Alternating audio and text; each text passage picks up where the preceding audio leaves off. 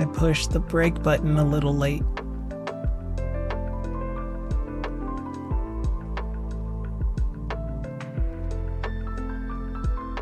I love the updated designs that Slipstream did with their app.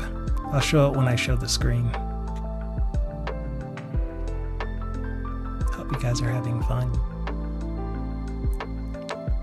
To it. Oh, ads are done. Here we go. Here we go. In the words of Sorcery Story, here we go. Let's go. She's so cool. Anyway, hello, and welcome to another One Lion of Code. I am One Lion, and you are all amazing. And this is an amazing view. Where are we before the window swap scene changes?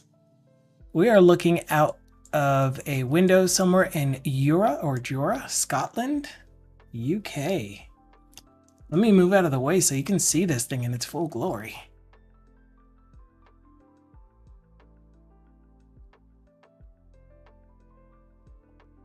That is a nice view. All right, this was in March of this year. Wow, that's nice. All right, anyway, hi, welcome in. Happy Thursday to you. I hope you're having a fantastic day of the week that is often known as Friday Eve. Great stream this morning, TBD, TBG, TBL, TBA, TB iota. I really hope that this break from Liquid Sky is giving you a refresher and reinvigorating you, because yeah, I know what it feels like to kind of be like, this thing just needs to go away for a minute. It just needs to go away. But you're doing great with it, and yeah, keep it up. That's it.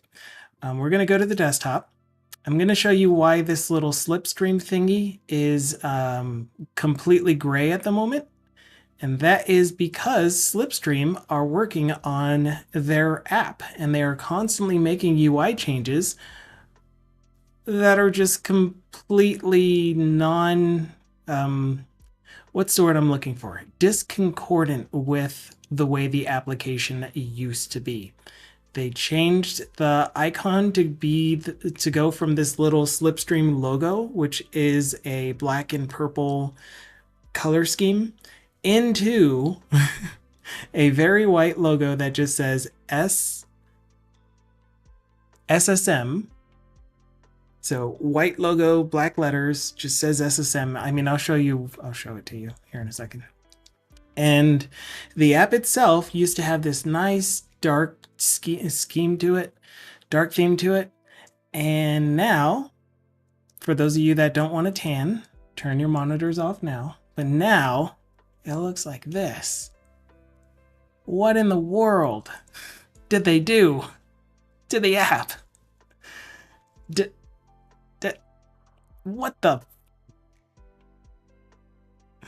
What is this? What? Anyway, so the taskbar icon looks like this. Just this little part here. A cutout square of this. This is so I'm gonna do a quick OBS thing and see if we can't get the song title to show up now, because the text color for the song title is the same as the background. Either that or there is no actual song title text anymore, because they did such a good job of updating the UI. I have submitted recommendations to them before. This is the same development team that, oh, that's what they did. Oh, how am I gonna fix that? The same development team that broke the random button, so shuffle play isn't a thing. We're going to find out if it's a thing, because I want it to be a thing. They made it to where it was more difficult to scroll and then a lot easier to scroll to have all of the songs load. Yeah. Anyway, great choices on their part. I love the app. I love that I get to play royalty-free music, and I love that it's a free app, but making these changes that are just kind of, yeah. They're non-consistent, non-concordant with the original theme of the app. And that's what made me like it. Behold, the power of light mode. Where you can have orange skin all day long. Proof that users are typically hostile to change. It's not, yeah. Oh, you're right. You're absolutely right. I'm just being hostile to change.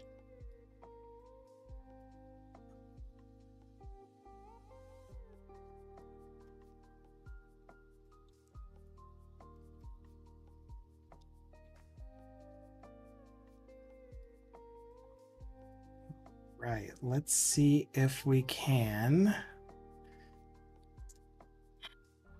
Let's see, how can I do this?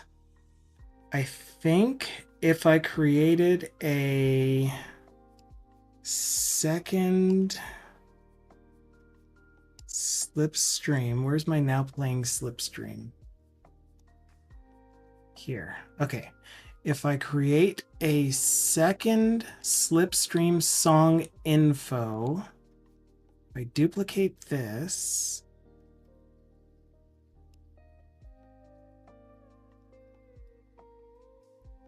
paste duplicate,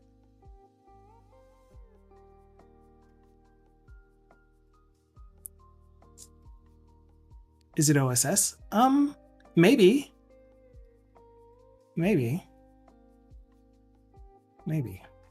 Yeah, it's just, I'm not expecting to have the color scheme completely changed without the option to go back to the original color scheme. I don't mind layout changes and I don't mind additional functionality, but taking things away from the app that were working well is the thing that I am railing about.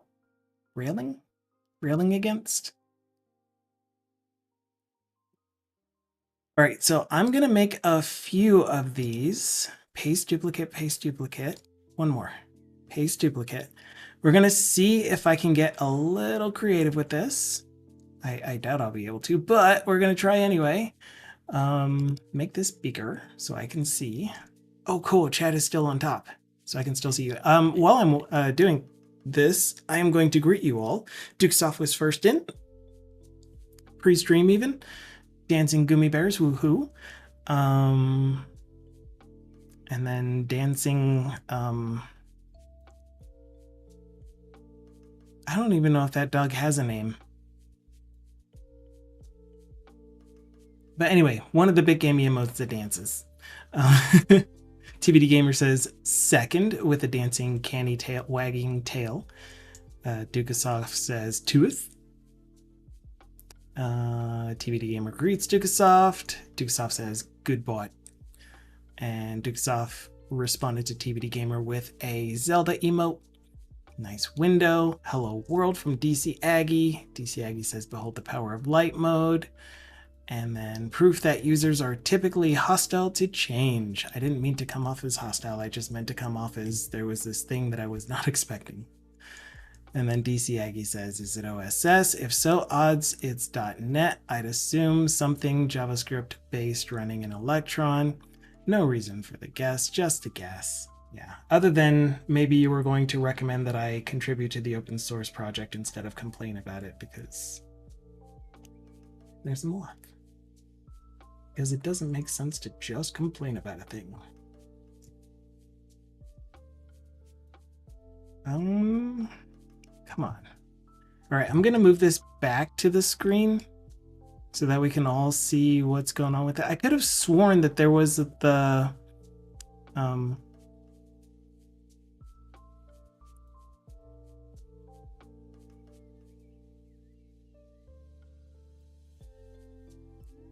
less contribute instead of complain and more backup community day idea.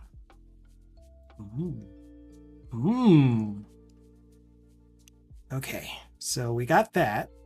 You can now see the part of the UI that has the play button. So if we just narrow this down to just that part, click show.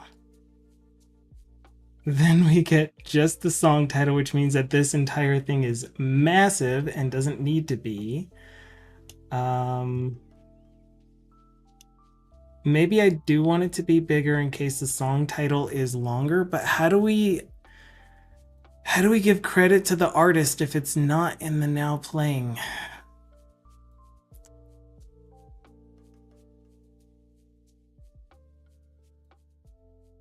Because the thing that it used to have was a display for the song title and the artist.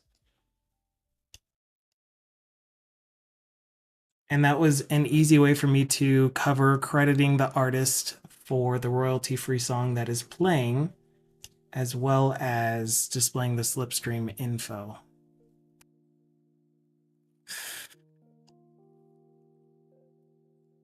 And that button didn't do anything. All right, what about track? But track information is probably only for the currently playing song. Did you guys make an API yet?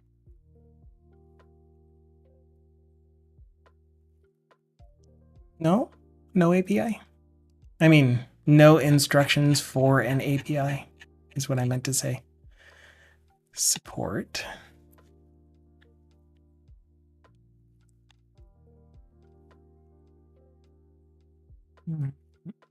Support not found. No such thing as support.slipstream.com.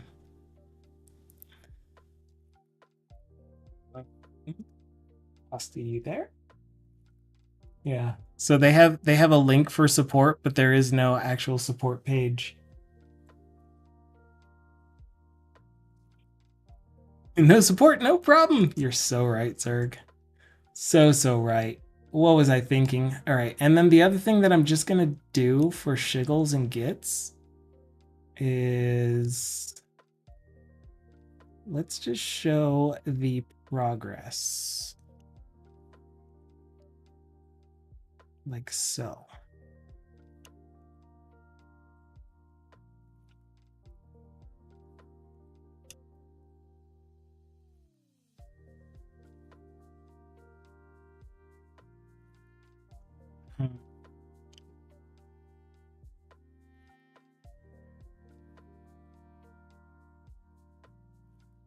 Nope, I don't like it.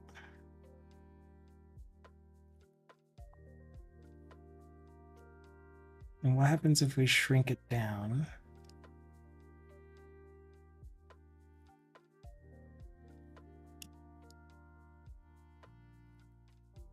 Nothing. Still looks pretty bad.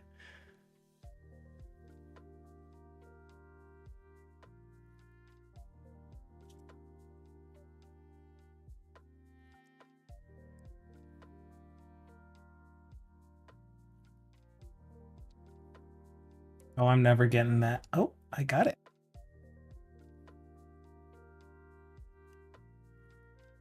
I mean, you can kind of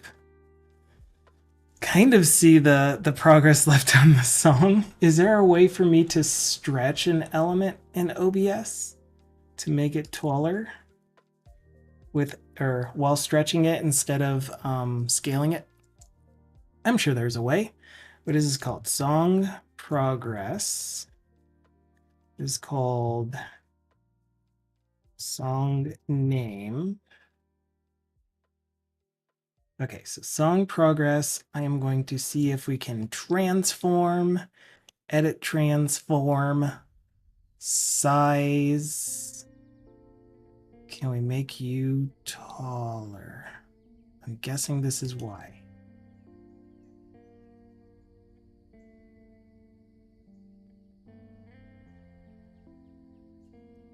Okay. If I did that,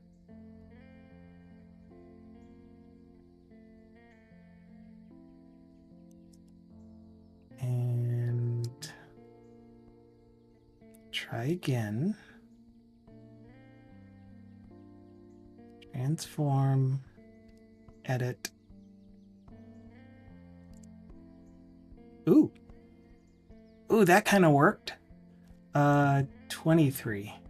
Awesome. let's see if this actually works.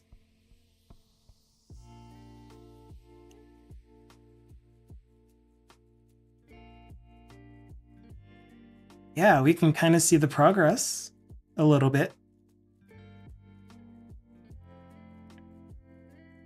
I like that. It gives us a little more stuff to put inside of this little box.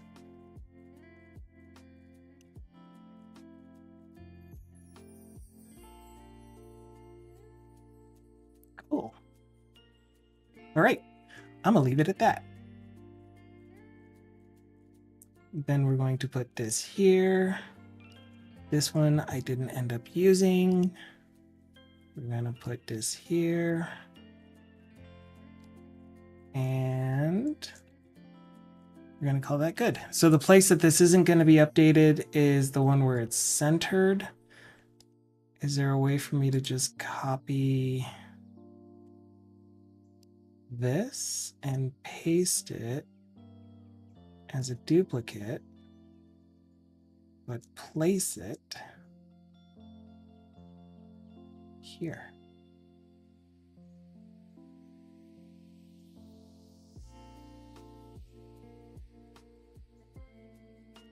There. Then we can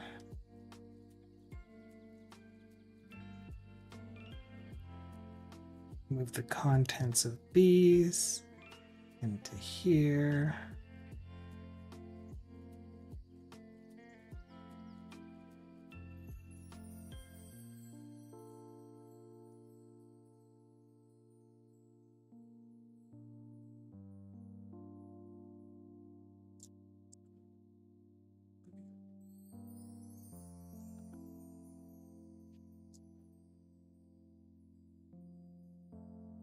Almost.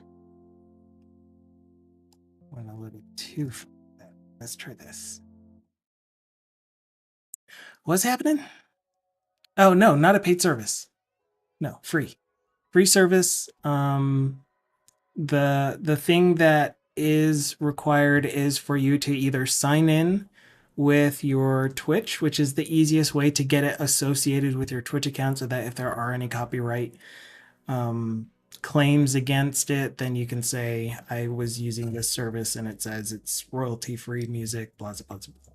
And we have permission to use the music by the people that have provided their music to this service. So that's what the music provided by Slipstream is. But I would have really, really liked to be able to put the artist name with the song.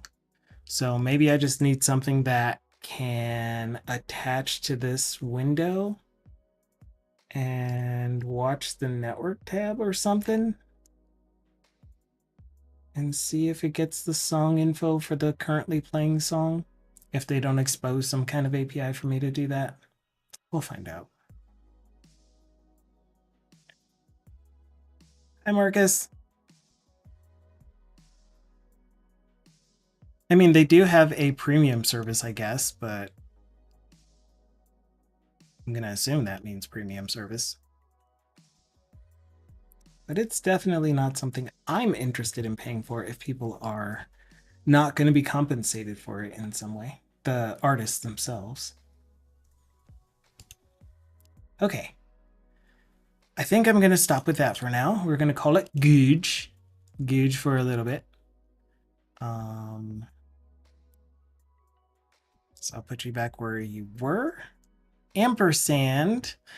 What's the next thing? The next thing was I am running my bot locally.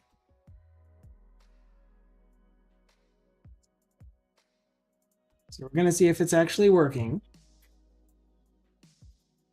And since I'm running the local version, that means that it's the latest dev, which means that it should have the changes that we made to get the command addition to not crash on us. So I am going to pull it over here. And we're going to try adding the unlurk command. And if it fails, it fails. But we're going to try anyway. Unlurk. So what were we going to do? Were we going to put someone's name has blah. Do you have a suggested text to use? We haven't added it yet. We have to create it first. Okay, DC Aggie has returned from Lurksville. So I think the way that I was doing that was $user.name. I see it right down here. Has returned from Lurksville. Do you want the F in there too? We can have the F in there. Actually, you know what? I am going to create it. And if it needs to be updated, then we can update it and test that as well. Okay, so there were no errors in the console. You should see it here, exclamation point unlurk. And so you should be able to do it now. Oh, but I liked it. Okay.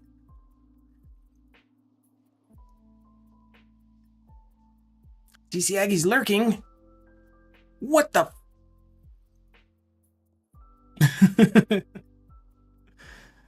Yeah, and it's updating immediately too. So it even took that change from the Lurksville to Lurksville, and it's already displaying just by updating it on the dashboard. That's really nice. That's a good test of it. We can work on in future streams trying to get it to be more robust and be able to do things like more involved commands. Like, it would be cool if, and that's one of my favorite phrases, and it just makes me want to do it now. It would be cool if in this add command, edit command window, since I know it's a local app that I am controlling, I would love for the response to allow me to write C# code that it will run, that it will execute as part of the application.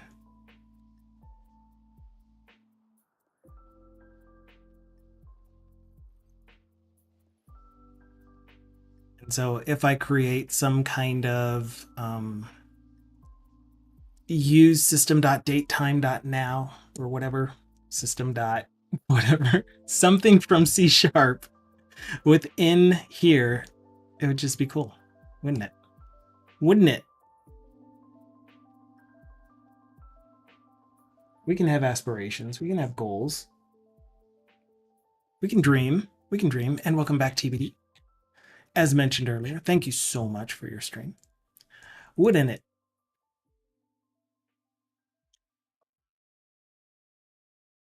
All right, so we're going to jump into RTRAC Blazor, which is where we left off last. The only thing I did after the stream was, one, I saw the error that our changes at the end of the last stream were causing. And two, I moved the database project. I created a direct reference to the database project inside of the RTRAC Blazor application because we are making changes to the DB context, more specifically to the way that the stored procedures are being called and the way that they work. So as a reminder, we have around 211 stored procedures in this database, and 207 or 209, something like that, are being used as part of pulling data for drop-down boxes, doing the actual records check, and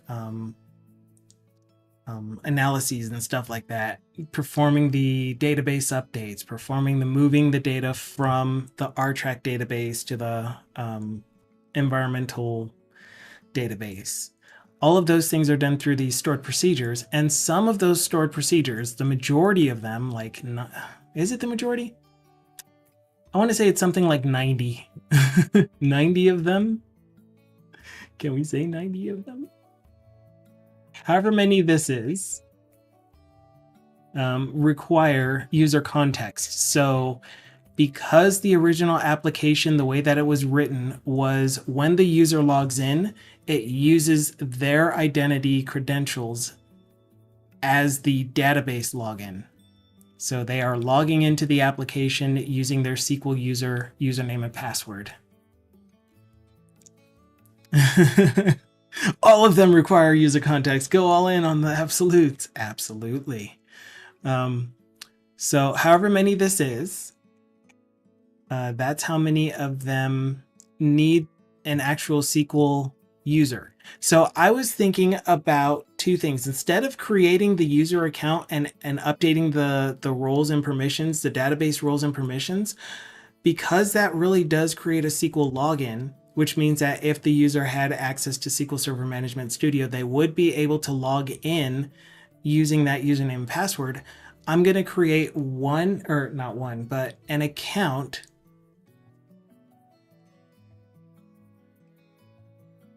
Can't do that. I was going to say I'm going to create an account for each of the individual roles, because the user should only be acting as one of those specific roles for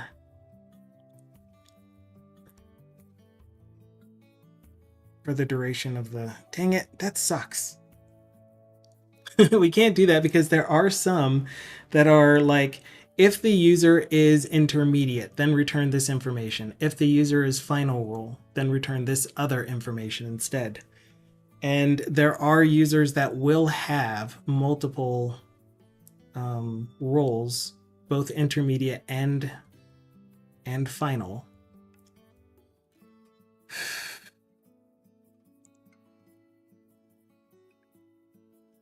This is not a generated file. Thank you for noticing the line count, though. So, I mean, wait, sorry. This is a generated file. However, it is also augmented with stuff. Would you like to break it up for me?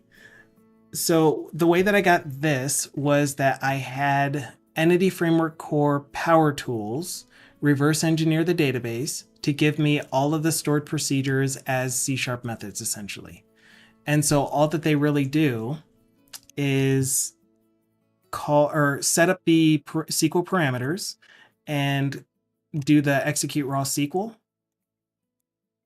so that we can do the stored procedure directly from here.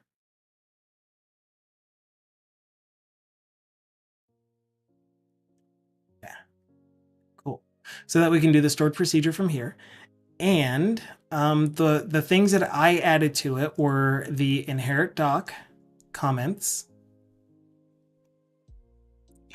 and the versions that required the iPrincipal user. So the current user as the one we're executing the stored procedure as. So I added all of these. Well, gosh, how do I word this? It was a cooperative effort between me and Copilot agents. So both of us added the remainder of these methods. And essentially all that I had Copilot do was identify, like we went through every single one of these one by one. And I said, look at the method, check the stored procedure, see if the stored procedure does anything related to tables that have a default column that is S username or just regular username. The stored procedure itself has usages of S username is member, anything that is user context related, or accesses another stored procedure that is user context specific. And so together, Copilot and I came up with the extra overloads for the ones that require user context. It created all of the method stubs in the interface, and I created all of the implementations of it because all of the implementations were the same and I wanted to make sure they were consistent. So once it created all of these, then all that I had to do was control dot on the interface, say implement all of these, take all of the new implemented ones that have throw not implemented exceptions, put them in their own partial class so that it's separate and easier to get to. And just did the multi-caret and had them all do exactly the same execute stored procedure as CPS, whatever, and in other cases it's CSP, but pretty much just copied this, duplicated this for every line using multi-caret, had it do the stored procedure call, and had all of the parameters, and I cleaned up the parameters, and yeah, so that was the cooperative effort there. Then throughout Tuesday and yesterday, you saw me working, well, you didn't actually see Copilot doing the work, but you saw me working with Copilot Agent to have it generate the XML documents by, once again, going through every single one of the stored procedures, reading what it does, describing what it does, describing all of the parameters so that they are correct.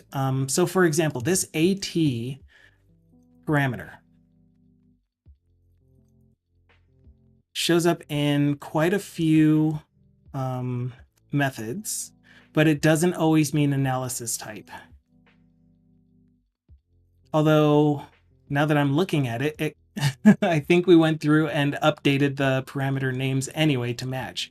So sometimes AT was just something that I didn't recognize at all. And it was in the CSP map, stored procedures.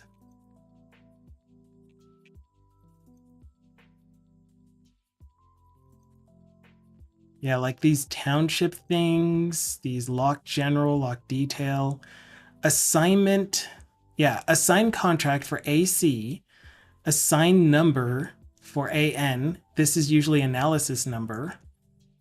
But yeah, things like that. So there were just a whole bunch of repeated acronyms that are used to mean one thing in some other method, but they mean something else in these methods. ST is typically site type, but there were some that were not site type.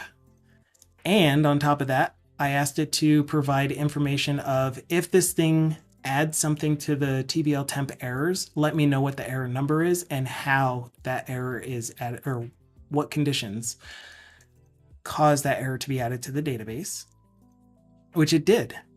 And I was reviewing them as it goes and as it went along, and yeah, I think we got to a really good point. So at the end of yesterday's stream, it finished the last comment. I updated the database. I did the migration, not migration, because this didn't actually change the database. I updated the database project, service, NuGet package, version, thing. Updated the reference in RTRAC, and we tried running it. We ran into an error. I addressed that error. I was trying to get it to rebuild and give me the new NuGet version, and I got it. And I tried it again after the stream because it had just finished while we were rating out. And now we have a new kind of error. And this is the one that we're going to work on today, that we're going to get cleaned up and fixed. And I think I know what's causing it. But before that, I am going to get back to chat and get haggled for my decisions, I guess, today. Haggled? I want to haggle. And hello all, wouldn't it? All of them require user context. Go all in on the absolutes. Why did you open here? Weren't we using this screen? Okay. Line count is over 9,000 and that scroll is halfway through. Is this generated? So it's a combination of generated and me manually modifying it. But again, I'm using multi-caret, so it's not super difficult to maintain. And once it's set once, it doesn't need to be modified anymore. I have all of the information that I need about the method using the XML comments. So hopefully that is just going to make it easier for me to navigate and find out what stored procedures are being used, and we are going to continue using the stored procedures themselves. And then DC Aggie says, row level checks in stored procedures. I'm about to join a meeting, but this is something I've dealt with before. Yeah. You're a generated file. Oh wait, no, that was perfect. Don't wait. That was spot on. TBD Gamer says, has saw, will travel. I don't know what that means. He emoted, has saw, will travel.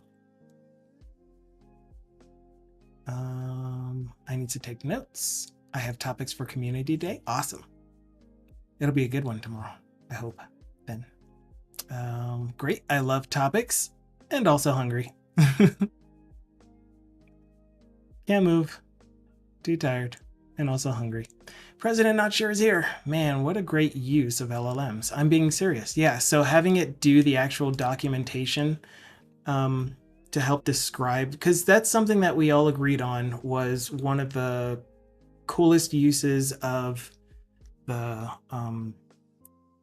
AI products that we currently have, which is to describe something that already exists.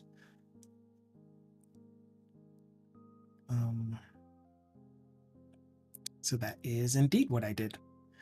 And TBD says, I had cake and coffee. Oh, that sounds good. What kind of cake was it? Can I ask? I don't want to disturb you too much. I want cake. Dukasoft said, aw, to do. Add food to the topics. True. Eagles here. Hello there, Mr. Lion. And Do of S. I mean D of S.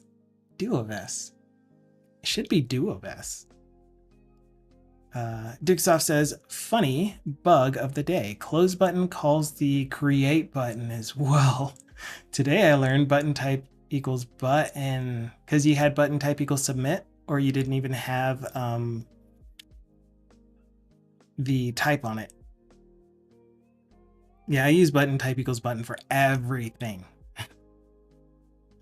TBD says, to be clear, I'm not heckling. Oh, I said it wrong. See, you're all correcting me. I'm kidding. I'm kidding. I'm sorry. And I'm not being critical of the approach. I think you know me well enough by now to know why I asked. Why did you ask? Pray tell. No, I'm kidding. So yeah, so the thing is that I did review. So I didn't review every single comment, but every time that it did make a change, I made sure that it was structurally sound. It followed the same pattern that I was using before.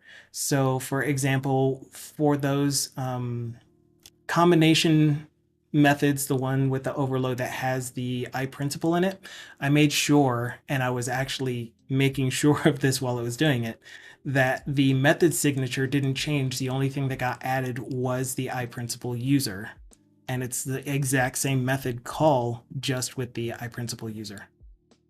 So just to show you how I'm handling those calls and the reason that we're having this issue, every single time we call one of the overloaded methods that has the I principle user, it is going to wrap the one that doesn't use the I principle user in execute raw, execute as user, and then the user's name, which means that they have to have a valid SQL database login, and they have... I know what happened. I'm like, this does not look right. Because you're on main. Okay. We still have something to pull because I'm adding logging and stuff like that for now so that we can debug this. And I think I found out what it was, as I mentioned. But they have to have a valid SQL login, and they have to be of whatever member or whatever it is. We have found the bug. All of the bugs.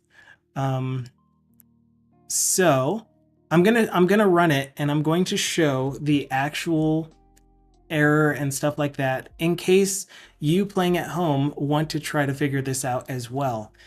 I like researching these kinds of issues and running into them. I mean, I would prefer they didn't happen at all, but when they do happen, I really do enjoy the process of being a sleuth and going and finding the issue.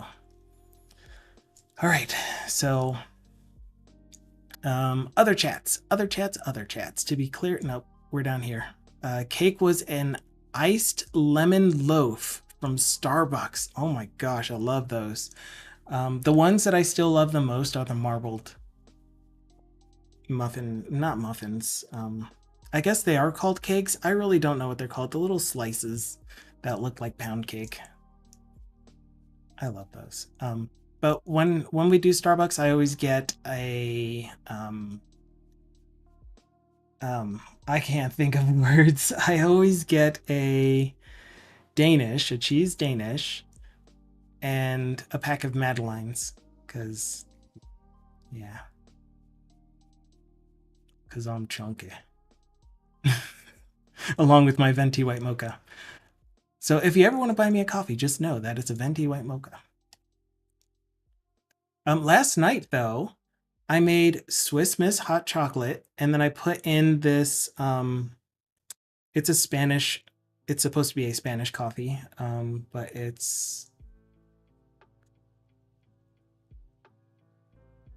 I can't think of the name of it. But anyway, it's one of those K-cup versions of coffees that isn't really a coffee in the sense that it has coffee grounds. It has the one that just turns into that you mix into hot water.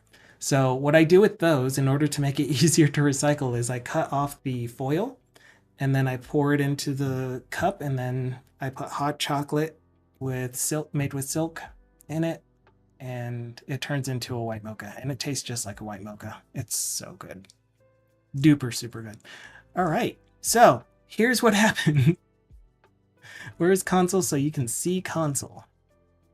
For anyone that wants to play along at home, the error that occurs will be on screen. And I love this error message. It is something that I had never, ever heard of before. Okay, so we have a whole bunch of errors already shown up. And there they are. They finally went through. Okay, so let's make this bigger. Let's zoom in. The error is: an error occurred while performing the records check for ARANOA. A server error occurred on the current command. The results, if any, should be discarded. And the real error is Microsoft.data.sql client.sql exception cannot continue the execution because the session is in the kill state. This sounds like some medieval storytelling here. I don't know if it's just me, but like someone's on the chopping block and we cannot continue the exception because the session, who I'm guessing is the executioner, is in the kill state. But if they're in the kill state, doesn't that mean that they should execute? I'm confused. Anyway, so this happens multiple times. Yeah, exactly. I've never seen this error message before. Don't kill the session. I've never seen this before. So where would you go from here to debug this? If you want to play along, again, there is absolutely no requirement. I'm just interested in how you would go about trying to debug this. I have, just so you know, I have the code for what is calling this, which is right here: perform records check using stored proc. Google, really? All right, let's try Google. It's not the first place I would have went, but let's do it. Let's see what Goggle has to say. In fact, I think we can just take this. Probably should have done that first though, shouldn't I? ChatGPT, we can try that too. So first we're going to try Google. And cannot continue the execution because the session is in a kill state 8 years ago. That's not recent enough. SQL Server error, so maybe we need to add C# or Claude. Any of the above, yeah, we'll try. A couple of 2020s, database exchange, queries with EF Core. Maybe we should add EF Core. EF Core.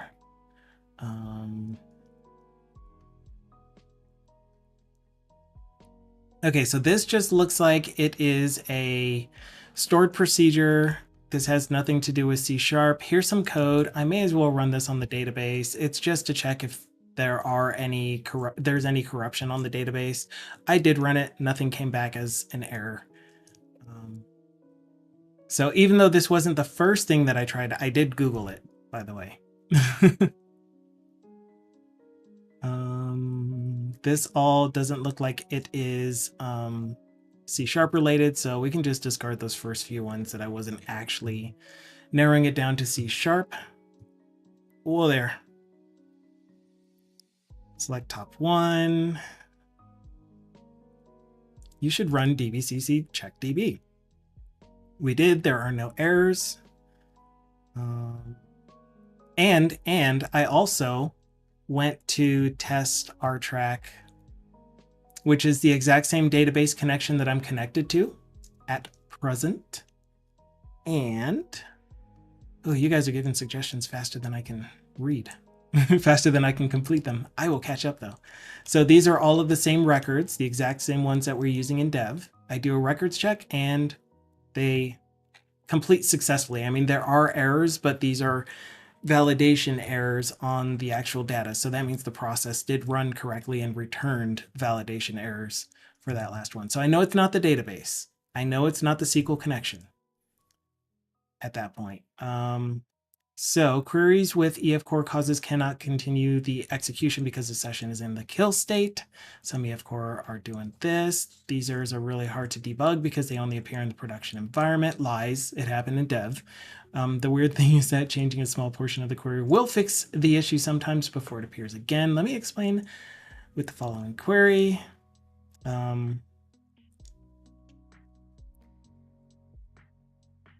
Yeah, anyway, just to let you know, this isn't going to lead us to anything that is super duper helpful for what is actually happening. Your version is not up to date. An access violation like this is typically the token of a bug in SQL Server. You should download and install the most recent cumulative update. Yeah, I can't update the SQL Server at the moment. It's one of those situations where I do not want to touch that server. It's the data on it is way too precious. It was hard enough trying to get it into the cloud. All right, so let's say that our Googling went on for another 2 hours and we were unsuccessful, even though we did try everything that we came across. What do we do after that? And so I am going to read through chat. If Google does not answer, do Copilot, paste stack trace. Cool. So we will ask Copilot. We're going to use Visual Studio Code so that we can use Opus 4 as Claude, as Harish suggested.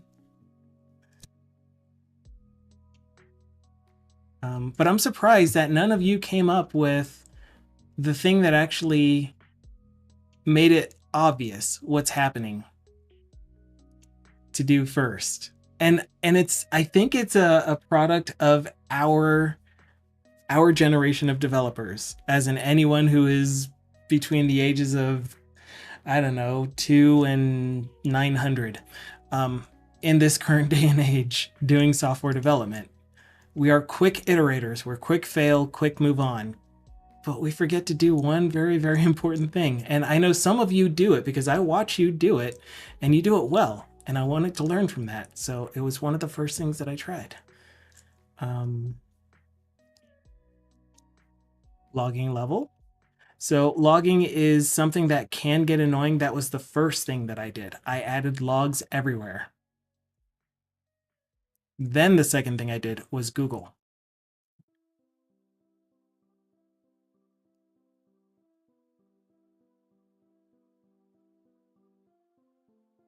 Yes, yes, Eagle. Why don't we choose to do that first more often?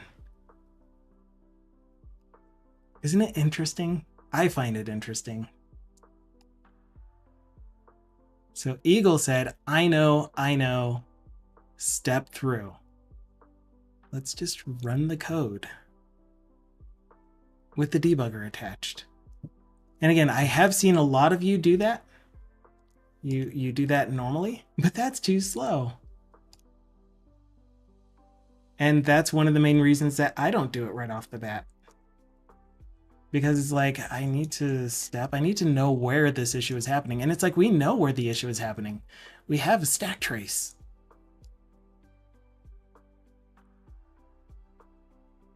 All right, so all of them are exactly the same. That's why I copied only one of them. And wait, is this the database? No, this is our RTRAC Blazor. Okay, so we are going to ask Opus. Where did Opus go? I'm so blind. Why did they move it up? Okay, we're going to ask Opus. Oh yeah. Yeah, that's another one. And then like every time you do a step over, it still steps into, and it's like, whoa, what's going on? I just tried to step over this and you're taking me into the Blazor WebAssembly runtime. That's not where. You're really close. You're really close, Eagle. You're going to have to read the code in order to find out what exactly is happening. And you won't know unless you see the code itself. So we're telling Copilot, I am running into an error when I try to run the... Oh man, one of the other issues with asking Copilot in this context is that I don't see the reference to the external database inside of Visual Studio Code. So it would need to know how to see the database stuff. So my question is going to be extremely verbose. It's going to be long, and it usually does a good job of understanding, but I need to provide the additional information for it to really know what's going on. So I'm running into an error when I try to run a certain process. And we need to get to that process so that I can reference it easier. Services, TRN service, record check, perform, record check, records check. Okay, while I'm stepping through this, you guys can see it too, I hope. Let me try to make it a little bit bigger. Collapse this. Okay, here is the initial place that clicking the records check button goes. It calls this service, which just takes a list of lab and lock codes. That will say, what kind of records check are we doing? We're doing a TRN records check. Then look closely. Trying not to give it away, but look closely. var records check tasks equals all of the objects that we just got, that lab and lock combination. We want to do perform records check async. Then we're going to await task when all of those are done. So we want to execute them in parallel. That execute records check async has a default to use stored procedures. So we're going to do this using the stored procedure method. That stored procedure method then eventually calls the stored procedure in the database,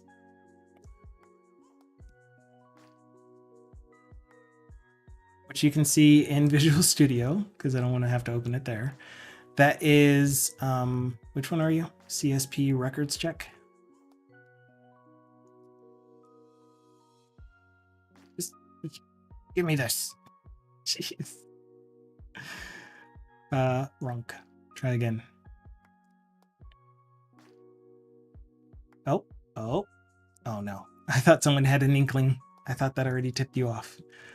Okay, so we are performing the records check with the identity user being passed in. So that's this one.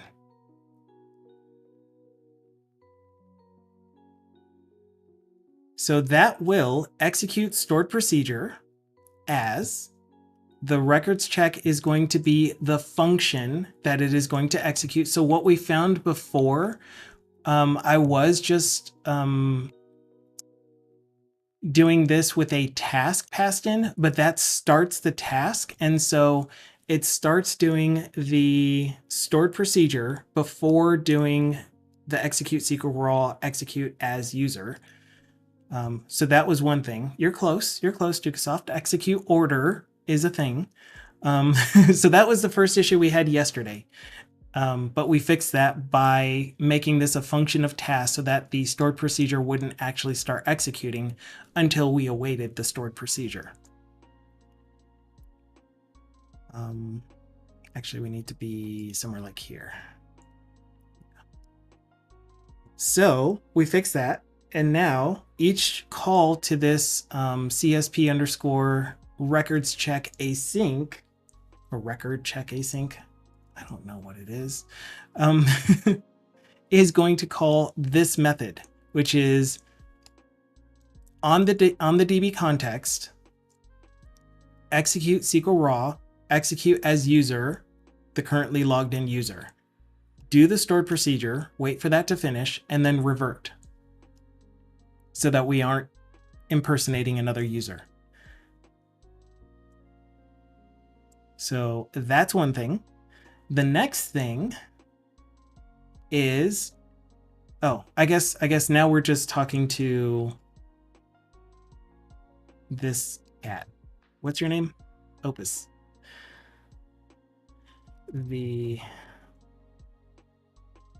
What am I doing? I've forgotten how to type to the bot. Perform records check using stored procedure.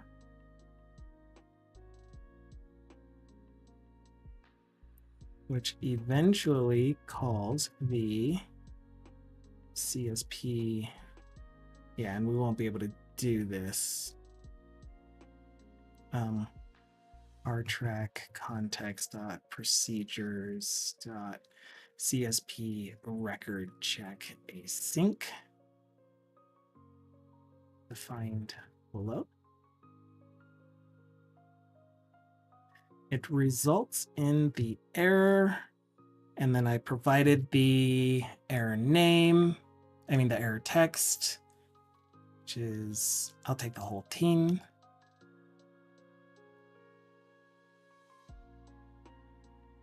With the stack trace below. Okay, then we have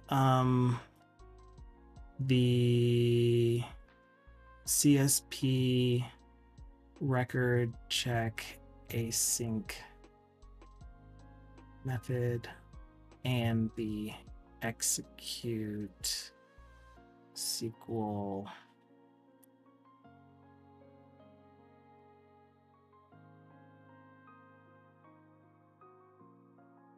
execute stored procedure as from the DB context.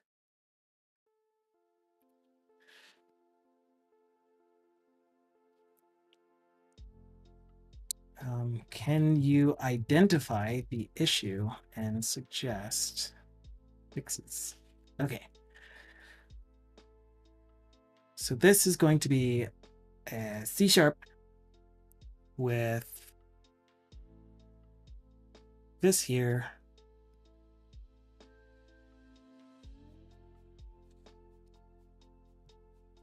And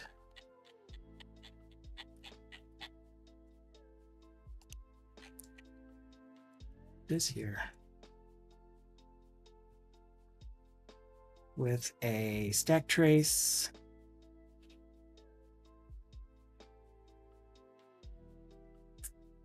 of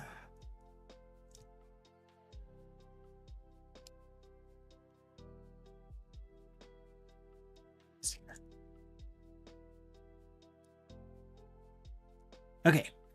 So we're going to let it answer. It's going to tell us 3 things. Why didn't I have that enabled yet? Weird. 3 things. Can it impersonate? Is there a change in DB context sometime between executing the execute as and the stored procedure call? And something else that wasn't helpful that I completely dismissed.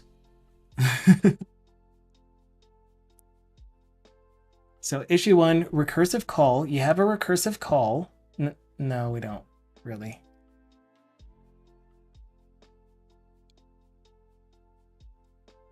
Sorry, we don't actually have a recursive call because we have an overload of the CSP underscore record check async method that does not take I principal.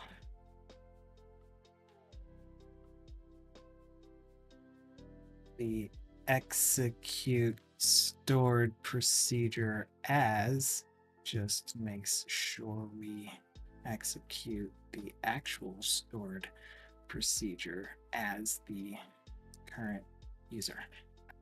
Okay. Execute as user with entity framework. It may not handle it well, especially when the stored procedure returns results sets. The session context can be lost or terminated. That was number 2. Fix the recursive call. It's not a recursive call. We can ignore that. If execute as continues to cause issues, consider these alternatives. Pass the username as parameter, blah, blah, blah, blah. No thanks. Use a separate connection. So yeah, it doesn't have all of the context, and I can make this a lot more successful by providing it further context, but I just know that it's not going to lead us in a direction that is super duper helpful, other than making sure that the application's login does have rights to impersonate other users. So I definitely still need to check that, but there's something else that we are missing. Something else that is happening when we evaluate the code directly that this thing is not catching either.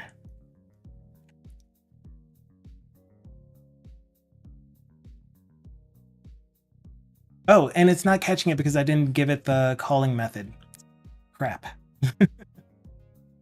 If I gave it the calling method, also, here is the method that calls, that eventually leads to the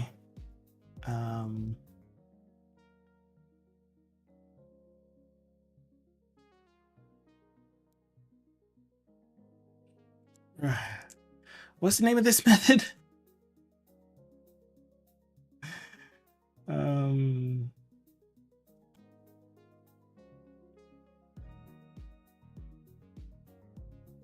Does anyone remember what the name of the method was? I just wrote it. Goodness gracious.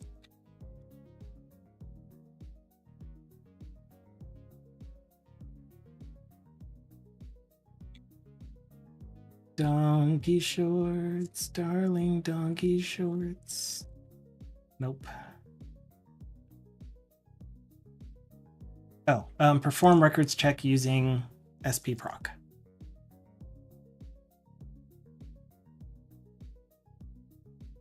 Okay. Oh, right. And since that one is in the library, it is perform records check. And we are considering the path that uses TRN. Okay, so we went through that. Ferris Bueller, he's going. Okay, that was a bit much. It is warm in here today. I watched that movie like 80 times in the 80s. Oh.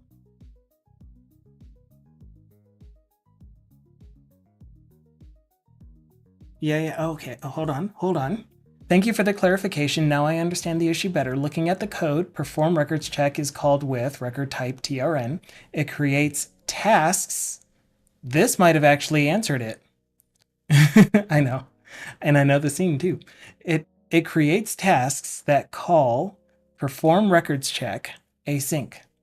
For each selected TRN, perform records check async with use sproc equals true, which calls perform records check using sproc async. Then perform records check using sproc async calls the database version of it. This calls execute sproc as, which executes execute user as on the database. The error cannot continue the execution because the session is in the kill state typically occurs when there are issues with the execute as context or connection state. Yes, are you getting there? I think it's going to give us the answer that I came to. So yeah, this is a successful, I'm going to call it now, this is a successful debugging pointer from talking with Opus. I was using Sonnet, so maybe that's the difference. But parallel execution with execute as. Oh, it's because I already wrote a comment. No, it cheated. It cheated. You cheater. Parallel execution with execute as. The comment in perform records check says there's an issue with calling all of these in parallel. When you use task when all multiple tasks are potentially sharing the same database connection pool, which they are, and trying to execute as user simultaneously, which they are, which can cause session conflicts, which they do. Connection pool and execute as. When using IDB context factory, each context gets execution from the pool. If multiple contexts try to use execute as on connection that might be reused, it can lead to session state issues. Execute sequentially, recommended for now. So yes, that's exactly what I was going to do. Fix the execute as stored procedure. Dang it. Like, even if we did parallel task worker, there would be an issue unless each parallel task worker was able to get its own DB context. And yeah, the music stopped while I had random one. We'll forget you. And hello, why is it so hard for me to say your name on the first try? Plump tardigrade. Okay, I'm going to catch up on chat because there was more. Max thinking mode for Opus and ask on Discord. Nice. There was a bug where a SQL Server version has issues with access violations. Yep. But again, we are already, like, in the current version of the application that's in test, it is using the current user as the login, and one database context is maintained throughout the entire session. So it was most probably not that. Not a database related issue. I still rely on Stack Overflow for my debugging since the human answer is more reliable to be correct. I use whatever tools are available to me. If I can't solve the issue by using whichever tool I go to first, then I use another tool. If I can't solve it with that, then I go to another tool. And by then, I've most likely come up with it. Oh, I see what's happening. And so, yeah. I finally did end up just running the code in debug, and that's when I saw. So we're going to run the code in debug just so you can see what I saw. And then it'll be extremely obvious to you. So if I run it with only this breakpointed, then you will see. But as I continue going, keep up with that, sir. Your job depends on it. I don't remember what that was in response to. And then I know step through, and Dixoff says logging level. And then, but that's so slow. I did that for the button bug today. Step through. Nice. Eagle said, because it takes time and effort, and if a quick Google search or a Copilot answer is not helpful, I will. Yeah. You spend too much time in the JavaScript world where step through debugging doesn't seem to be possible often, says Reg. And yeah, I mean, I don't, but I know what you mean. President Not Sure said, recently the Mono debugger in Visual Studio has gotten an update, and it is so much better than before. Only on Android, though, right now, not for iOS. It probably is more like the debugger for server-side stuff. Yesterday, I ended up needing to use the Chrome debugger. You plug your phone into it, you turn on USB debugging, and then you use the Chrome thingy, because I was trying to debug an issue in one of our local apps that I still don't know how to fix. Then President Not Sure says, it's making my life sound somewhat better. Dukesaf says, oh, using var factory thingy? Close. I mean, we're using that already, but we're getting 1 dB context from it, and only 1 dB context. Stone Eagle said, I just got here. I think I'm doing pretty well in wild guessing here. Oh, yeah, you are. You absolutely are. And I'm a C# noob. Debugging is debugging. It's more about the process that you go through to identify the root cause of an issue and then test that and then fix it. So I don't think programming language has too much to do with it other than the tooling you might have available to you in order to do the debugging, I guess. What I like about Writer is that it detects stack traces in my clipboard and automatically opens the stack trace viewer. Awesome. Visual Studio on Windows does that. Really? That's cool. Dukasoft said, execute order 66. And I keep saying close to Dukasoft stuff because he's saying words that are all related to the underlying issue without really meaning to. And it's kind of cool. It's really cool, actually. Eagle said, I never knew. And then Reg said, where's Ferris? Bueller, because I was like, Dankeschön, darling. Anyway, you're still here. That's why there are parallel task workers. Pump Tardigrade is here. I finally said your name right. Hi all, going to lurk working, but hope all are well this Friday Eve. Thank you so much. President Not Sure said, we all have to find a seat. The music stopped. Yes.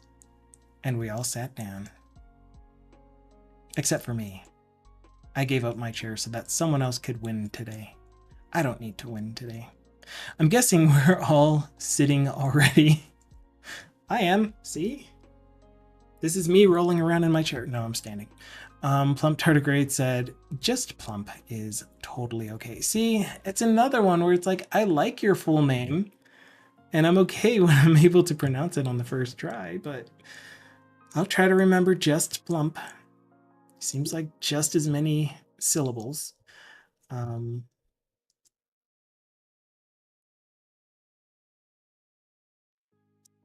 Happy.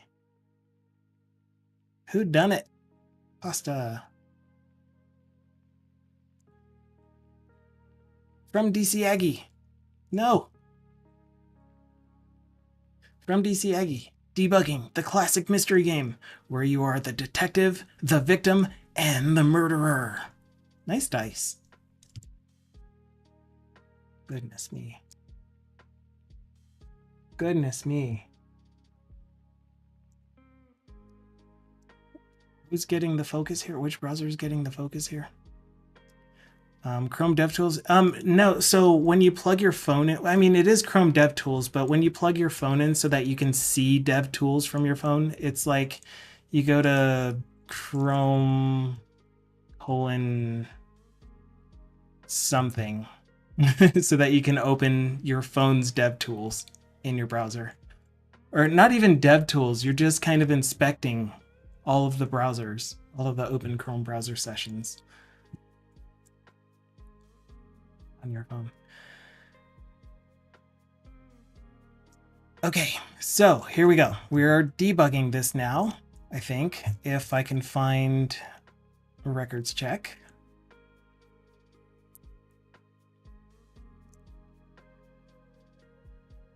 Okay, so I select multiples. We do the records check. We hit the breakpoint. Now watch what happens when I try to step. I'm pushing F10 to step over.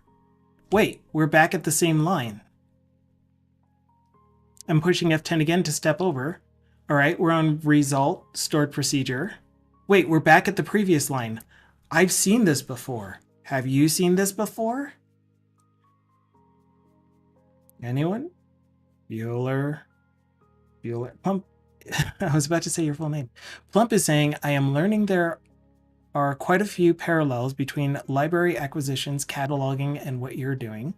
So I used to, actually not me, my wife used to work at a library as a library technician, and she did a lot of cataloging, and she worked with an ILS.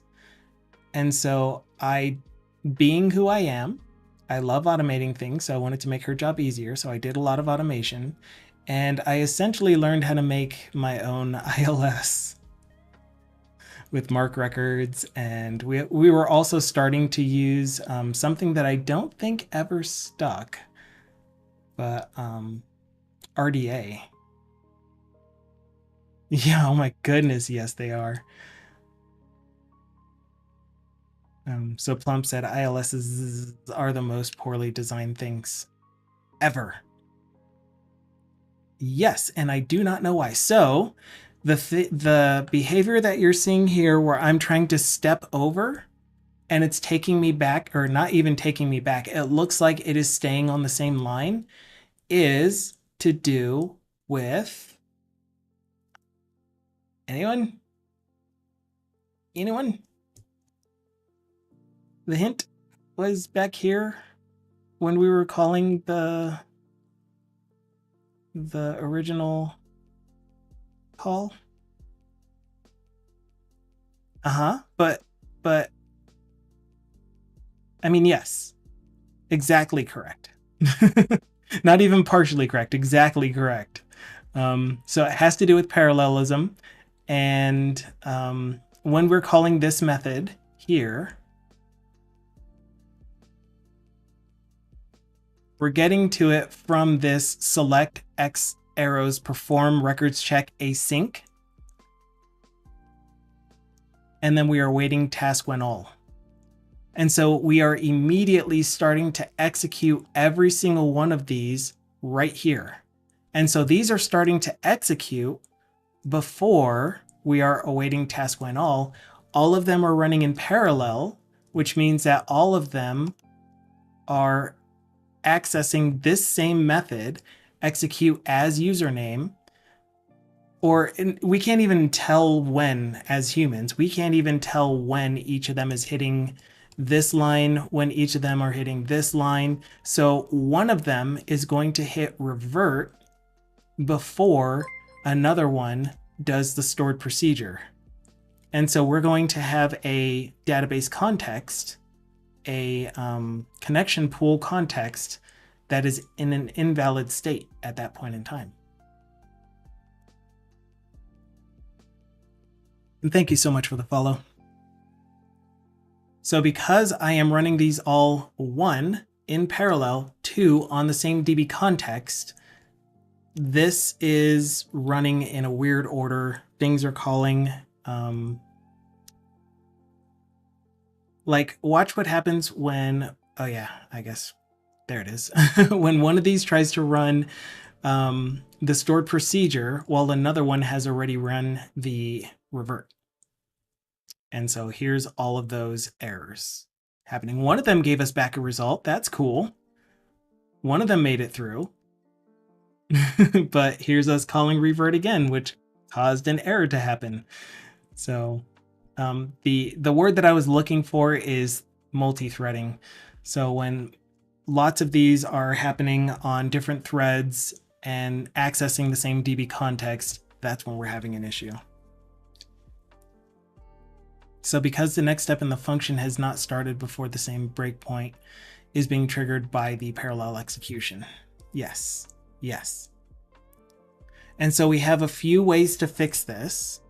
The way that I was thinking, oh yeah, and then of course, if I'm debugging, then it's just going to time out eventually because HTTP requests.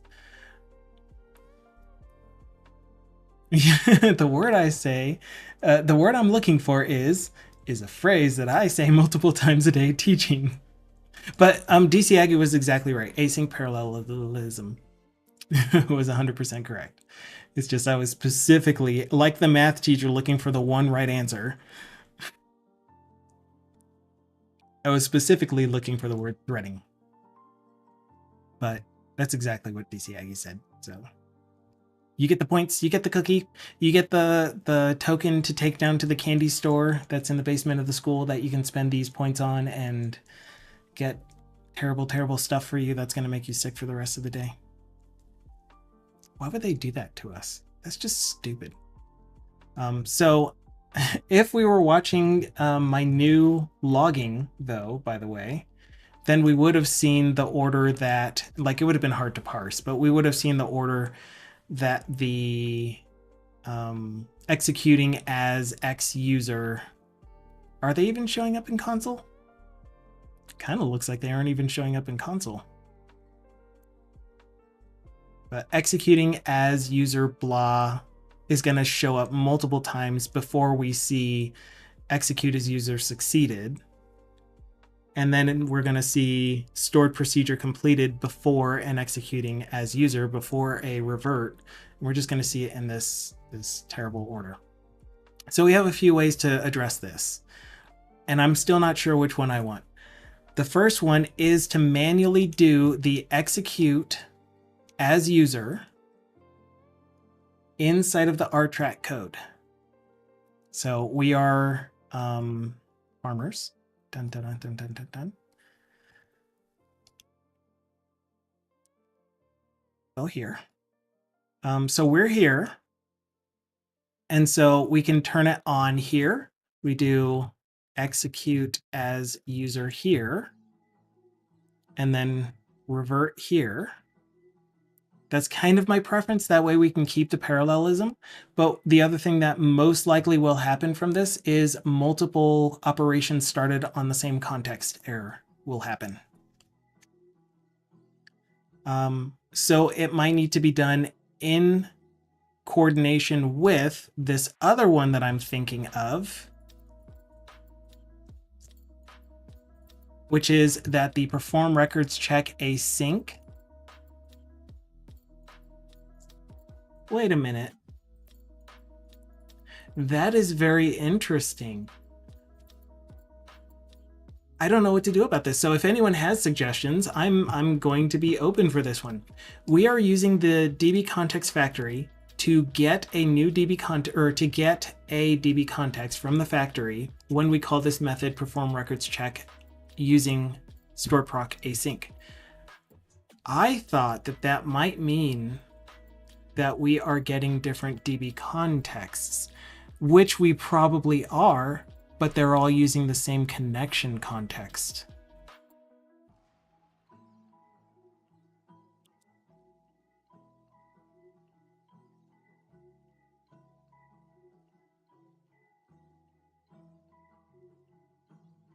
Does that sound right to anyone else?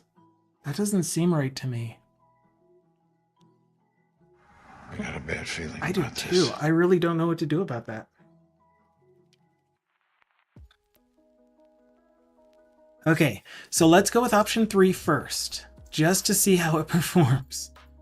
Option 3 is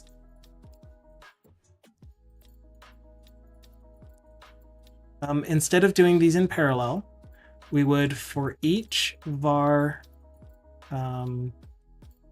lab lot in resp.res return object, await perform records check async x, oh, not x, lab lot order. Wait, that's not a lab lot, that's a record check result?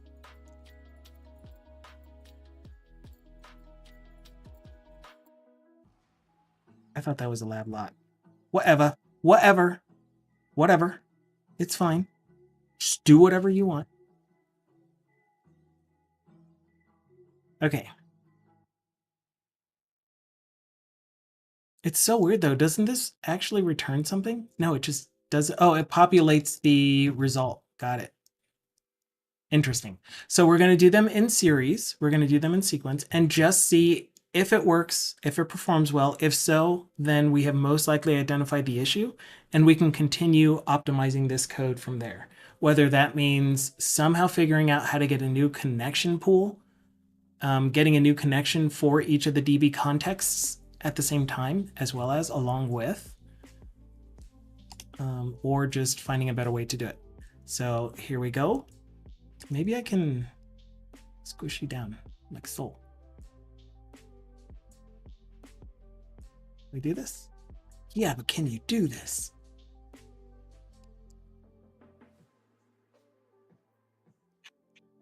Okay, record check. No errors. No errors at all, and it's super fast. Do we need to improve that any? Like, if we were to improve this, wouldn't that just be... Yeah, exactly, Eagle. That's what we just did.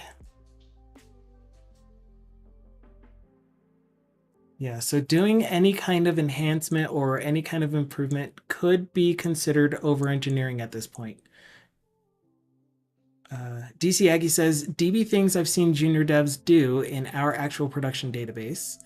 Insert with IDs set as max +1, full credit card information in plain text, lots and lots and lots and lots and lots of duplicate data where references should be used, .NET apps that just pull an entire table into memory to do something, even when that table will, by design, eventually grow to many hundreds of thousands of tuples. But most frustrating is people writing queries using the old pre-ANSI Oracle style joins. Plus. Ooh, thank you for getting that off your chest.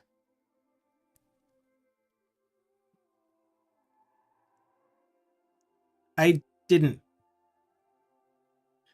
Or I see what you mean. This is the same thing. Or actually, no, this is not the same thing. So if we did this, then this will immediately start executing these tasks. That's the thing about tasks. As soon as you write them out in function form, they will start executing. That's the whole point behind these parallel tasks. The await on it is just a helper thing that says, check to see if this thing's status is done. And if it is, then we can get the result and everything we need back from it. But here we're doing exactly the same thing. We could have written it maybe the way that I think you are talking about, which is and I just don't like this syntax myself.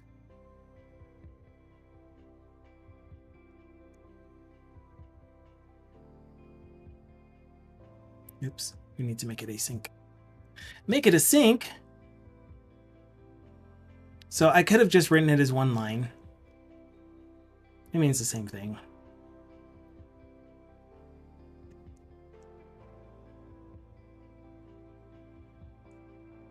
But in this way, it would actually await the previous one, I think, before iterating on to the next one. But it's still clear enough to be readable like this. So what do I do with my notes? What do I do with my notes? Because I don't want to accidentally come in here and be like, oh, well, you know what we can do? Since I'm using a whole bunch of tasks, we can just do await when all. Can't we? No. We need to think about it more if we want to use that. So I need to make a note to myself to not do that somehow.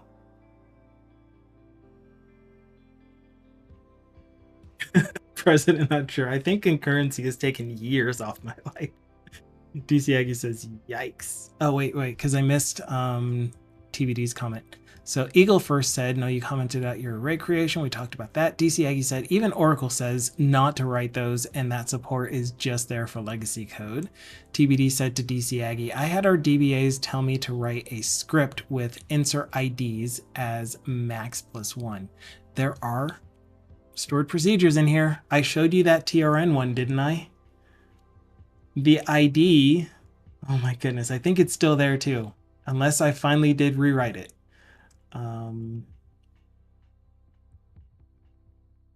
Did I add the stored procedures? I did not. So let's go to the stored procedure directly.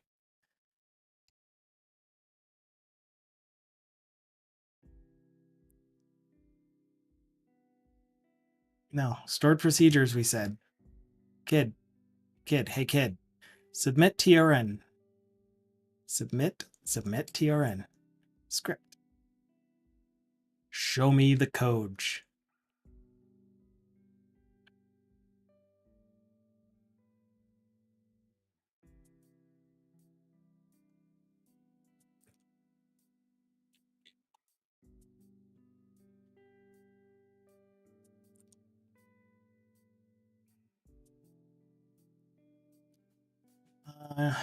Not submit.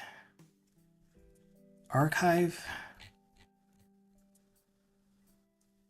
No, it has to be submit. Where's the one that tells this thing to dump to RMA? Yeah, and here's one of those That requires user context, by the way. Where's the one that tells us to insert into RMAED?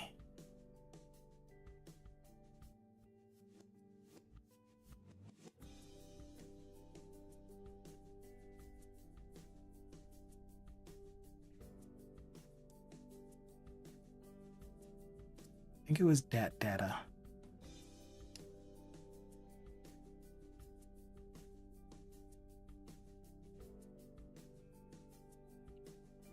Yeah, here it is. Okay, so this thing used to insert something called a chemrecnum, which used to be treated as the primary key for this table before I added an auto ID. The chemrecnum was previously added as TRN ID plus 34. And in fact, it's still TRN ID plus 34.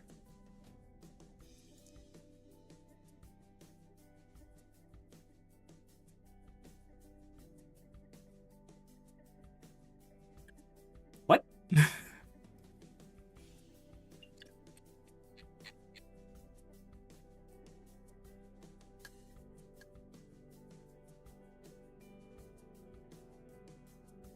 So I wrote a big note for myself. And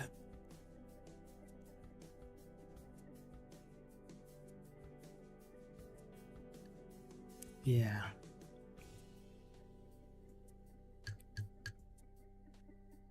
Yeah. So I don't know. It still looks like I'm not using that number. I could have sworn that I did update it to use that LN. I'll need to look at it in the actual database, but I'm pretty sure we're using this for the next TRN ID or chemrecnum. Which is, let's just get the next. This is just so stupid. This is just one of the dumbest ways of having some kind of unique identifier for a record.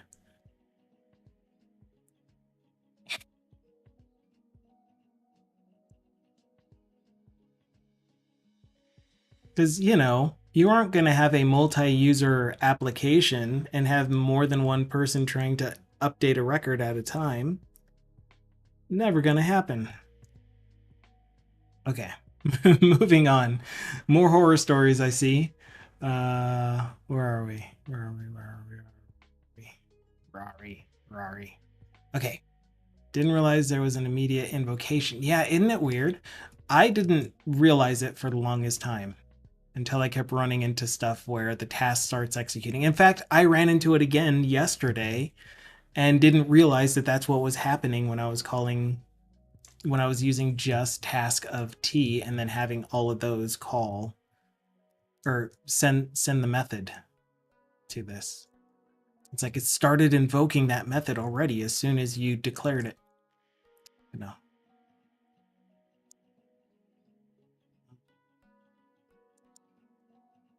And DC Aggie said, to TBD's comment, I'm finally getting to this. Yikes! Guess they don't care about concurrency. President Not Sure then said, I think concurrency is taking years off my life. Then DC Aggie said, concurrency, race conditions, and null object references. These things are killing us. Off by one errors. Like you were just off by one.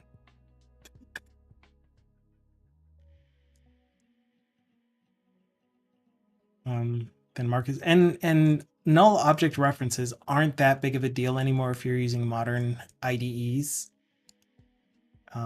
with nullability enabled on your projects, which I hope you are now. I'm loving it. I rarely ever get null reference exceptions anymore.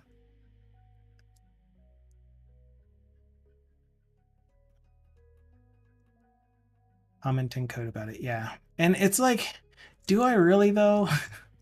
Nobody wants to see.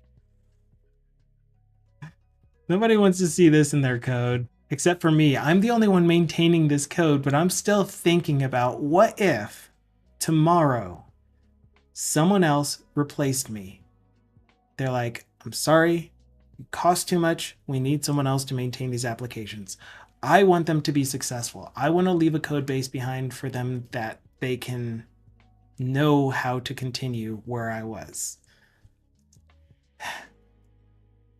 And comments everywhere is not going to be helpful unless it's meaningful, and hopefully this is meaningful.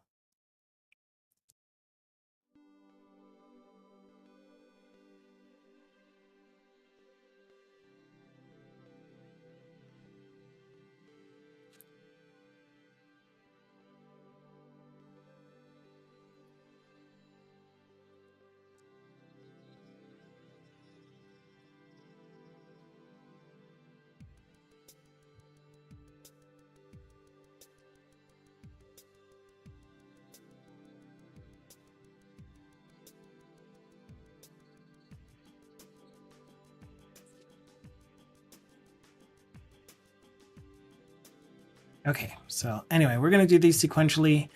We're going to fix all of them to do it like that. Hopefully Copilot would just do it for me. No. Thank you. No. No. No. No. Look here, kid.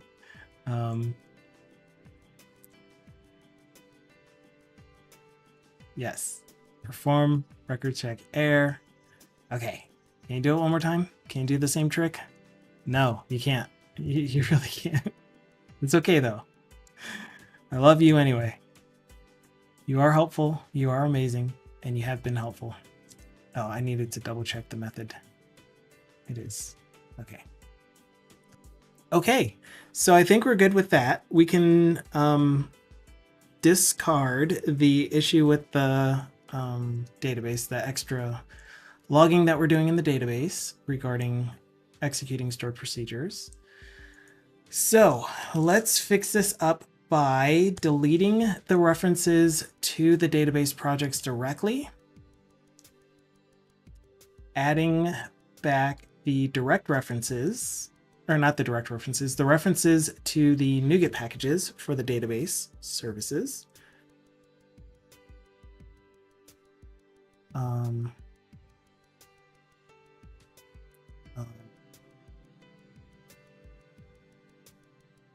I need to keep looking up and up and up because I've lost my place. Marcus said, is there a for loop where you can use a different processor for each one? So I was thinking about that, Marcus, but I don't know how to guarantee the DB connection pool. Because I honestly don't know if that's even a thing to begin with. Wait, what?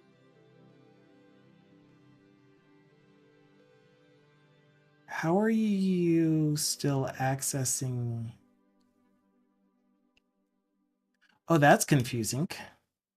So I had a direct project reference to replace the RTRAC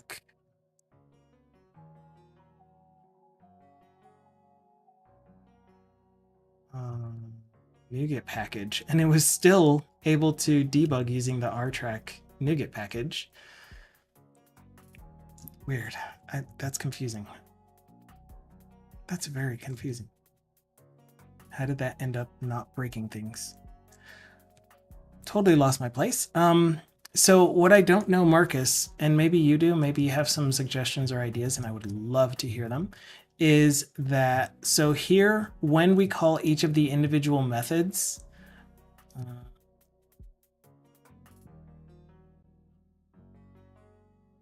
we are using a DB context factory to get a DB context for executing this method. When multiple things are hitting this RTRAC context factory create DB context, it's possible we're getting the same DB context for multiple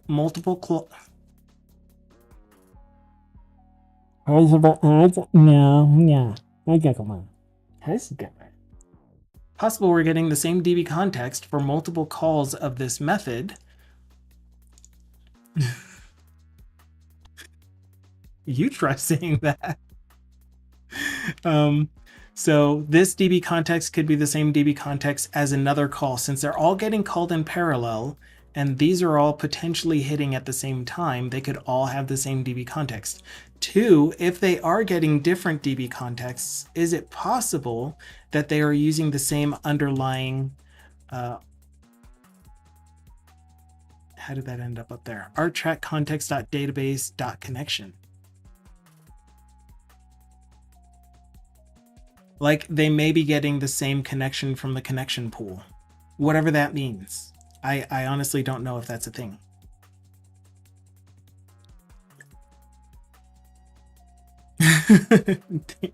Step back. Doors closing. Ding. So if there was a way that I could guarantee a new DB context using a fresh connection, whatever that means, then I would be able to do this in parallel, because they would be completely separate calls to the stored procedure. They would all hold their own context. And like, I'm thinking through it, and I'm like, if I just created a new context here instead of using the dependency injected one, it just doesn't make sense to do that. What are these errors? Wait a minute. Why do I suddenly have errors? What did I do? Help.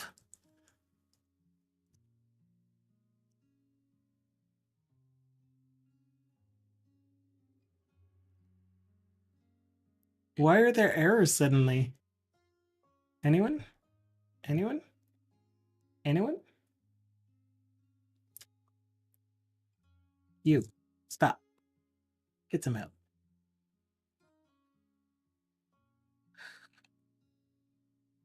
Where did you come from?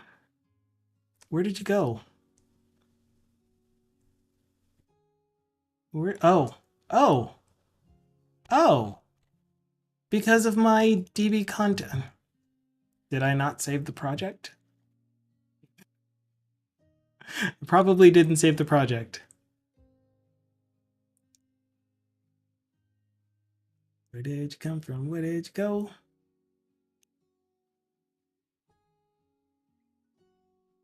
Where did you come from? Errors. So many errors. Oh man, I totally broke it. So we have the RTRAC database reference. You know what? I'm just going to delete the references. We're going to delete the references. Here we go. Watch me do it. And we're going to, instead, do manage NuGet packages. And I want to catch up in chat first before I continue. That way I can focus on it. Commenting code about it. Causing total chaos. I'm actively investigating such chaos now. Says President Not Sure. To DC Aggie's comment about these are the things that are killing us now. Eagle said, I use lot of links lazy evaluation, and it's these things that always screw me over. DC Aggie said, oh, here's another one. Well, the one that gets me is that I keep trying to do manual joins with all of the issues that come with that. DC Aggie then said, oh, here's another one. Count parent slow, question man. Why not just use max? Oh, did you actually see one in there, or? Finding very old large warning comments is like a horror game when you find a journal entry or audio log of a ghost ship. I'm leaving that one then. It'll be my gift. Hopefully we'll just replace it eventually. Then President Not Sure said, reminds me of Event Horizon, where the last log entry was in Latin, translated to save yourselves from hell. DC Aggie said, I can't use any of the new nullability stuff because I'm stuck in .NET Standard. You can still use it. You can still use it. Until we retire or replace all the .NET Framework stuff. You can use it in .NET Standard. Dear Sir or Madman. I know. What do you mean not in .NET 2.0? What do you mean? What do you mean? Data import utility. We'll see if I'm lying to you. We'll see if I am absolutely wrong and I will need to eat my own shoes. This, I believe, is a .NET Standard project.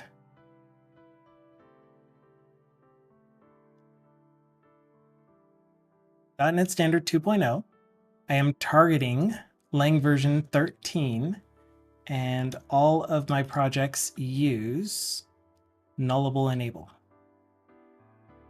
And an example of that would be models. File reads here, import data file request. I wasn't fully lying.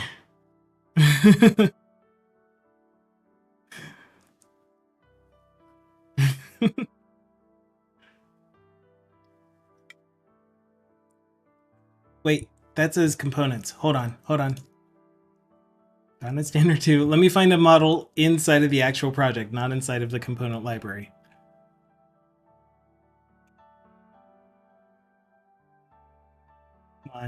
Come on, nullables. Here's a nullable.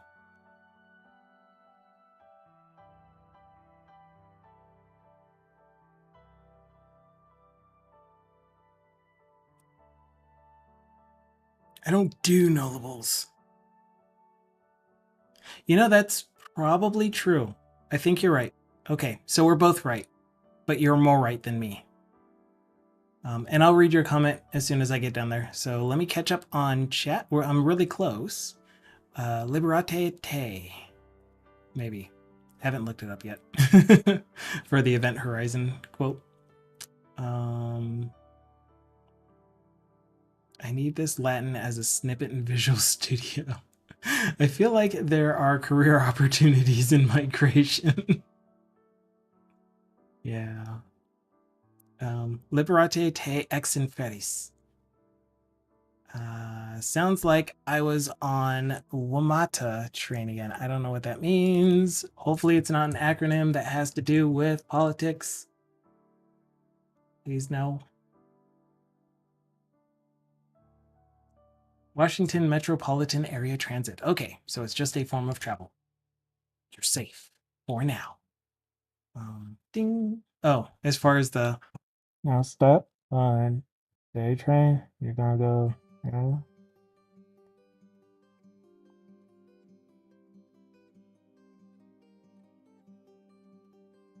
Please step back. Doors are closing.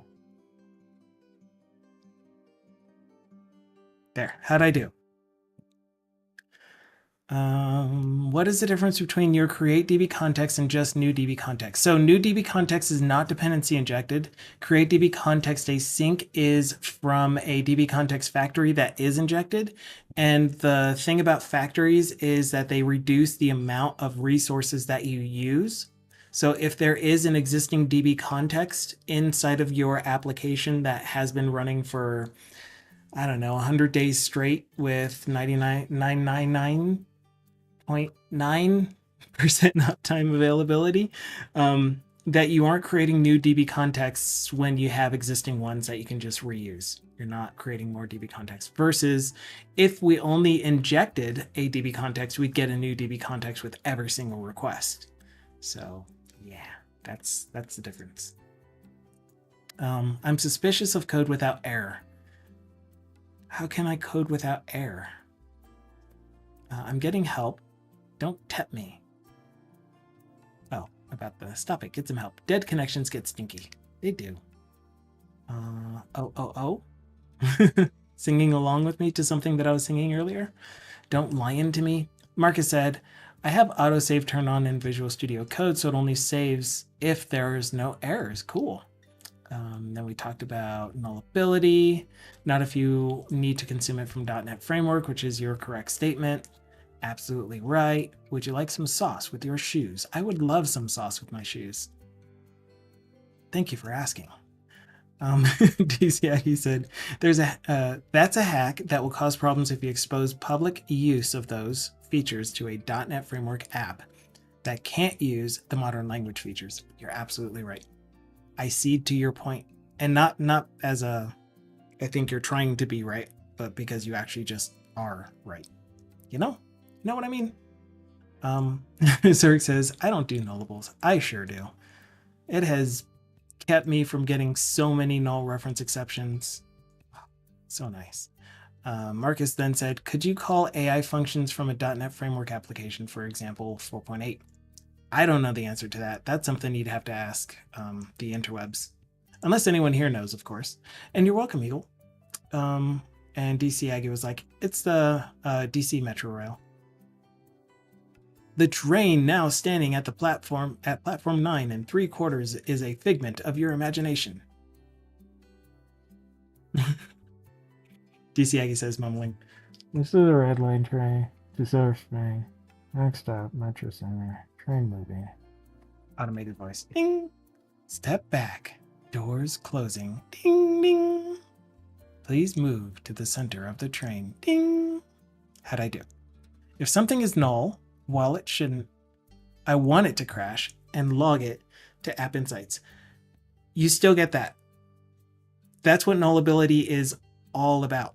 So you will still get crashes if something is null that should not be null. It's just you will in advance get the indications in your IDE. Screamer slowly loses his mind. It's not slow. It's been lost a long time. You're just catching up. So when you use nullability, the benefit that you get is that your IDE will tell you when you're trying to use something that is not nullable, when you're trying to provide a null value for something that is not nullable. I don't know why we're shouting out Kevin Powell. But thank you, Dukasoft. Kevin Powell is a good YouTuber. I didn't know that he streamed on Twitch, but he has some really, really good CSS videos, which are awesome.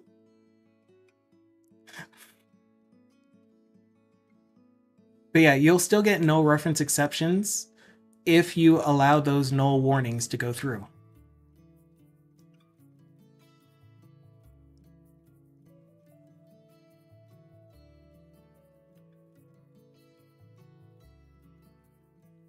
It doesn't compile in my brain. Sounds like a problem that wasn't a problem for me to begin with. Really? You never had null reference exceptions because you always do proper null checking and nothing ever falls through. That's impressive.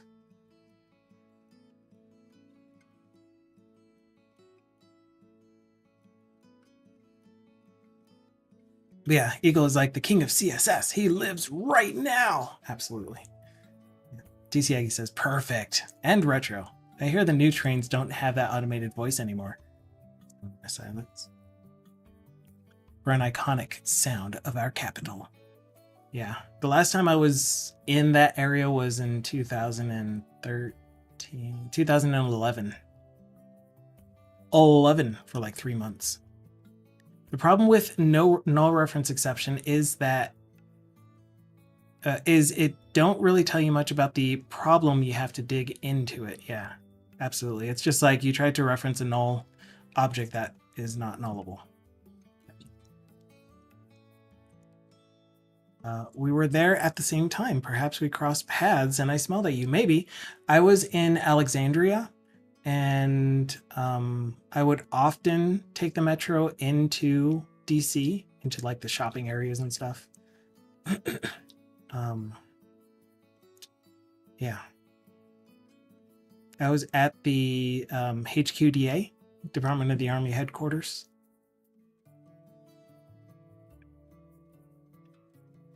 For 3 months. 3 months living in extended stay, whatever those places are called.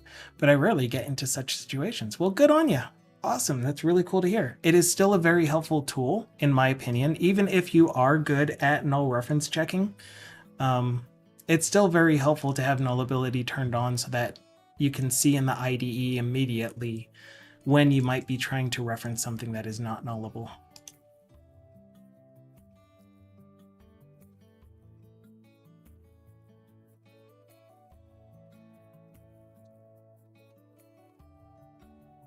Okay, so now we are going to add the NuGet packages for our database projects. Oh, wait, what am I doing? This is data import utility. No, let's not touch the data import utility project. We're good. We're adding it to this one. And we need RTRAC. The database will go with shared server. And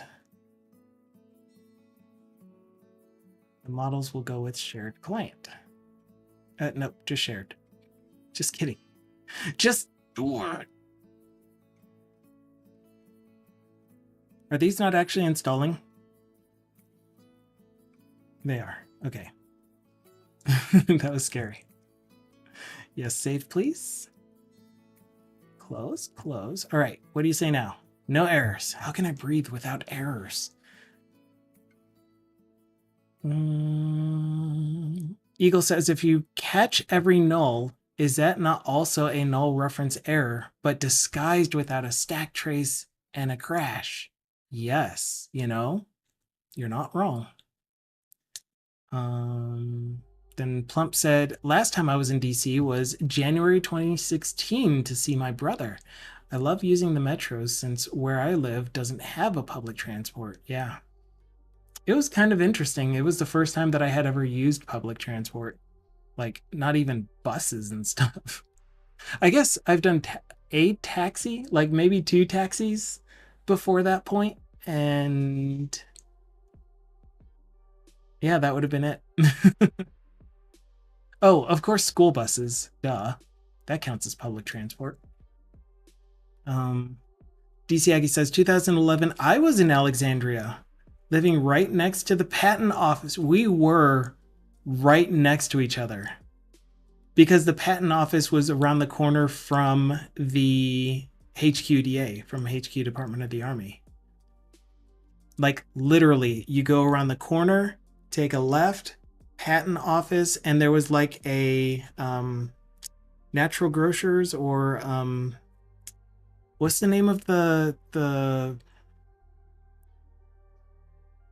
organic foods place? Whole Foods. There was a Whole Foods right there. And that's the Whole Foods that I use.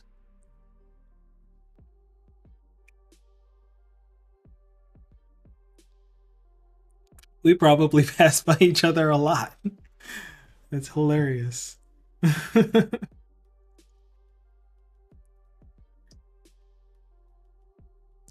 That's awesome. Oh my gosh.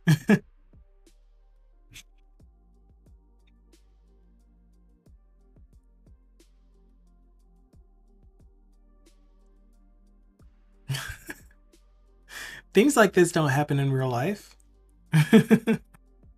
Zerk says, I rarely use null checking, so I'm going to say I am just being lucky or just weird like all of you. No, I mean, again, I think you are skilled. I think you are taking care of it. I am also making the case that just because you don't use it doesn't mean it wouldn't be helpful to you. It's like, it's not a nuisance. It doesn't take away any of your, the error reporting that you would get. Like if you want something not to be null, and if it happens to be null, it should crash. You will absolutely still get that. It's just, again, another tool that is free to use. It doesn't add any weight to your application. It just gives you another way to see your code and see if there are areas that potentially can be null that shouldn't be null.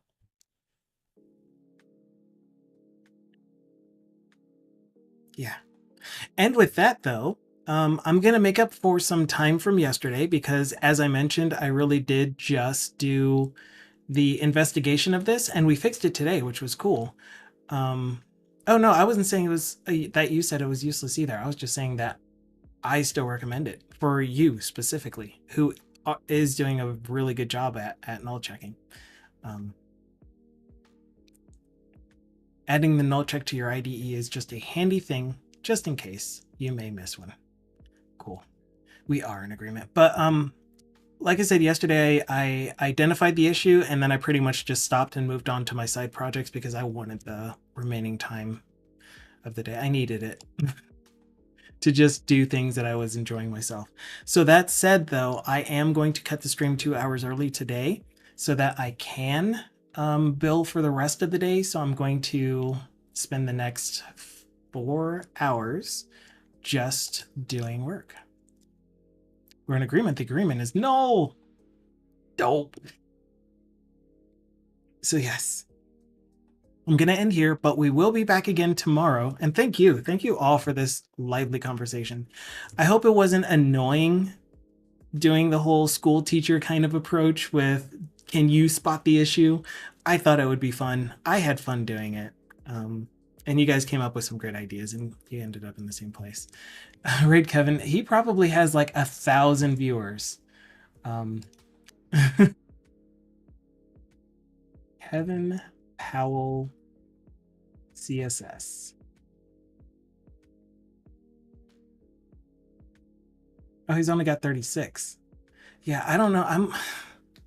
I'm always afraid of rating popular people. And that's not to say that Irish John Games, that Clayman, that Vic Gamey, that all of these people that are already part of our community aren't popular. It's just they're already part of our community. And going out to someone else is scary for me. Yeah, Raid Visual Studio. Although they tend to have not as many viewers still. Oof. What is he currently working on? Yeah, I don't know. Not today. Not today. Maybe another day. If he's on another day and I'm feeling comfortable, we'll rate him. But for now, we're going to rate our friend. We're going to rate our Big Gamey.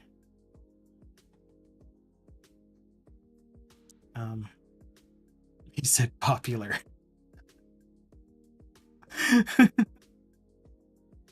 The last stream of theirs was just vibe code for Kevin Powell? Really? That's surprising. Like he's really, really good. Every raid is appreciated, big or small. Yeah. You could always, oh, right. You could always ride the mastermind behind my extension Code Rush. Oh, yeah, right. There is Code Rush too, who I have rated before, but like the thing that happens with me is that there are people that I don't raid often. So I have to explain that when I raid, I kind of just want to go pee and eat a snack and then move to the couch and then I can come back and answer questions. But kind of have to have the, I want to stick around and thank you so much for that. I want to stick around and talk, but people like Big Gamey already know. They already know. So anyway, we're heading there. Ciao for now.